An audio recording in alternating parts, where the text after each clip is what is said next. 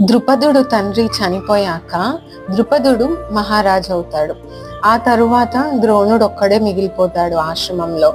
కొన్ని రోజులకి భరద్వాజుడు కూడా చనిపోతాడు. అప్పుడు ద్రోణాచార్యుడు ఘోర తపస్సులోకి వెళ్ళిపోతాడు. కొన్నేళ్లకి ద్రోణుడు కృపి అనే అమ్మాయిని పెళ్లి చేసుకుంటాడు. వాళ్ళిద్దరికి జన్మించిన వాడే అశ్వత్థాముడు. అశ్వత్థాముడు అనే పేరు ఎలా వచ్చింది? వాళ్ళు అశ్వత్థాముడు అని పేరు ఎందుకు పెట్టారు? ఆయన పుట్టినప్పుడు చాలా గట్టిగా అరుస్తాడు. ఆయన అరుపు గుర్రం అరుపులా ఉంటుంది. అందుకని ఆయనకి అశ్వత్థాముడు అని పేరు వచ్చింది. ఒకరోజు ద్రోణాచార్యుడు పరశురాముడు దగ్గరికి వెళ్తాడు.